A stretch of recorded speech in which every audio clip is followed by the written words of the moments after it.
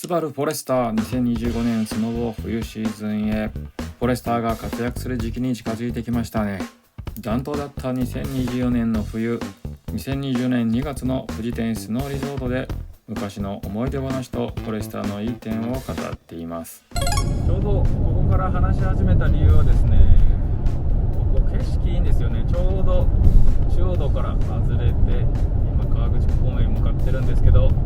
見えますかね。目の前に富士山が見えるんですよね、大きく。はい、今回ですね、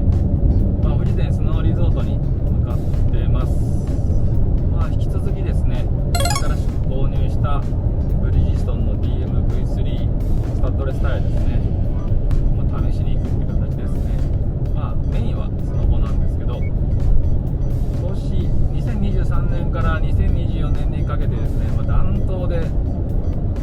長野行ったり群馬行ったりしてるんですけど、なかなか雪道に遭遇してません。白馬とかですね、そこら辺に行けば雪道はいっぱいあると思うんですけど、今回ですね、引き続き燃費だったり、この DMV3 のロードノイズが少ない感じとか、そういうのを共有させてもらおうかなと思ってます。いやー、雪が全然ね、せっかくスノータイヤ買ったのに、スタッドレスタイヤ買ったのに、全然試す機会がなしですね。しょうがない。使う機会ないですね。まだ新しいけど、雪道がないとな、意味ねえもんな。で、ラゲージスペースの後部座席を倒して、はい、こんな感じで、十分155センチぐらいのスノーボードですかね。はい、こんな感じにしてます。で、私はオークレーのモッド3を使ってます。朝の9時半、10時ぐらいから、3時ぐらいまで、十分滑ったかなっていう感じですね。なんか富士店スノーリゾートに来るととてもある思い出を思い出します。ちょうど1997年にあった第1回フジロックですね。私は友達と大学時代の友達と大学1年の時にフジロックに行きました。九州から大学に行くために東京に出てきて、最初の夏にですね、第1回フジロックがあるということで、高校時代から洋楽が大好きだったので、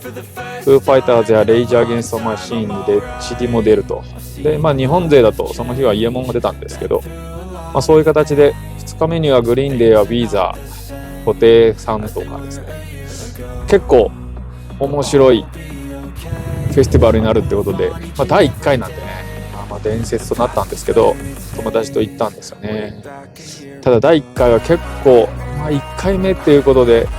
結構トラブル続きで有名なんですけど、私もですね、朝9時には駅に着いてたんで、11時開園には十分間に合うかなと思ったら、なんとバスに乗り込むのに2時間待たされてですね。で、その結果ですね、バスで、2時間ですけど、普通1時間、そこから駅から30分ぐらいで着くはずが、なんとですね、2時間半ぐらいかかったんですよ。その富士店の場所までですね、一本道のところで、無断駐車だったり、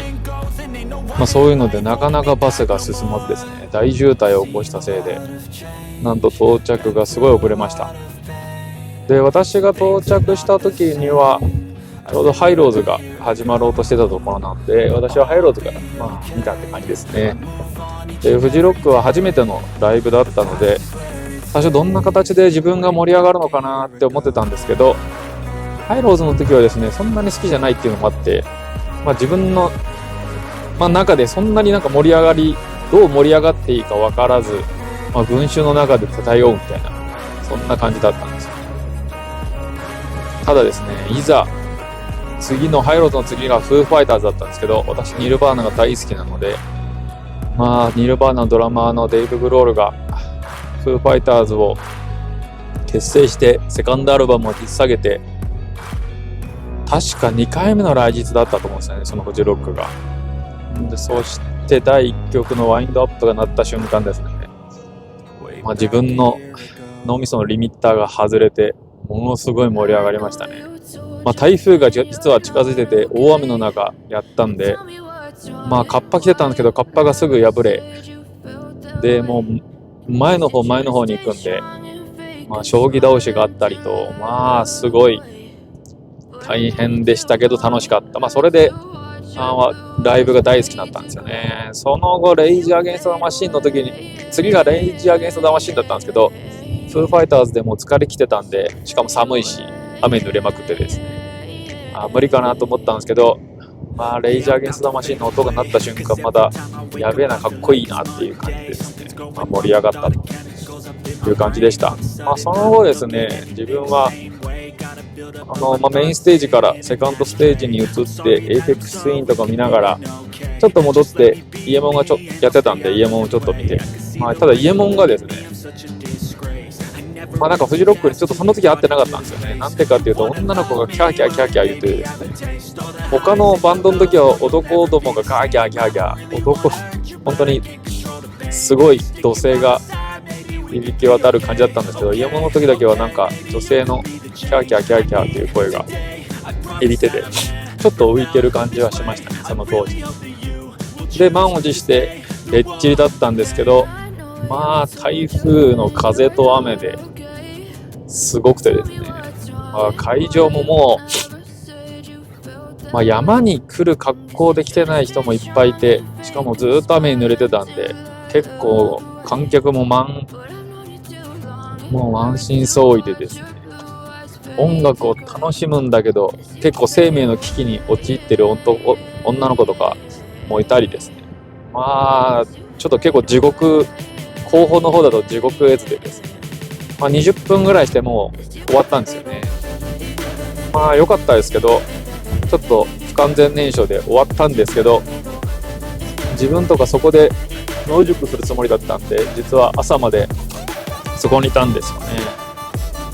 これがまた大変で、雨でぐちゃぐちゃでゴミ箱で寝ようとしたりですね、救護テント行っての横のテントで寝ようとしたり、女の子とかも泥だらけの毛布をかぶって寝てたりとかすごかったですね。ちょっとそういうフジロックの思い出があるところで、毎年私はですねスノーボードに行くという感じで、毎回行くたびにあの時はああだったなこうだったなってなんかすごい思い出しますね。子供も連れて行ったりするんで、20年経ったら子供連れてここに来るんだみたいな、そういう考えにふける感じもあります。ちょうど今フォレスターのアイサイトのですね、一定走行してるんでゆったりと運転してるんですけど、どうですかね。ここ結構風もちょっと強いんですけど、新しいスタッドレスタイヤですね、ブリヂストンの DMV3 高速走ってますけど、やっぱりロードノイズが少ないなっていうのはすごく感じますね。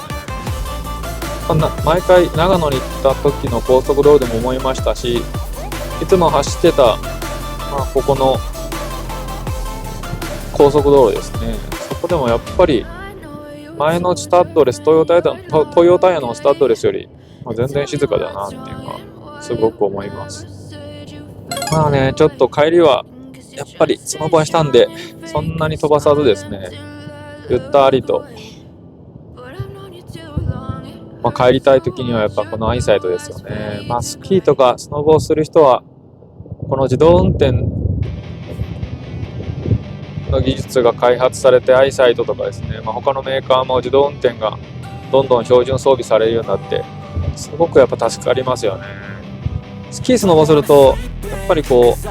足首疲れるんですよね。なんでアクセル踏んだりブレーキ踏んだり、渋滞とかも含めてそういうのがやっぱすごい疲れるんですけど、このアイサイトになって、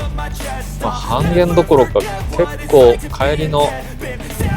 高速道路ですかね、すごくお疲れが、半減7割ぐらいいたのかな。ゆったり帰るのに本当にすごくいいですよね。またスバルの自動運転ってなんか車の運転が上手い人が運転してるような感じで、加速感もそうですし、減速まだ止まる時ですね、すごく上手いんですよね。なんか違和感がない。そこがやっぱりこのスバルの自動運転のいいとこかなって本当に思います。今まで、去年は沖縄でラブ4に乗って今プジョー308乗ったりしてますけど、やっぱり自動運転に関してはスバルがこの一番、自分にしっくりくるなっていうのは思いますね。そうや日産乗りましたね。日産のセレナで自動運転乗りましたね。その時も普通だったのかな。そんなものすごく違和感はなかったような記憶がありますね。トヨタより日産の方が良かった気がします。持っててそんな違和感なかったのかな、スバルから比較して。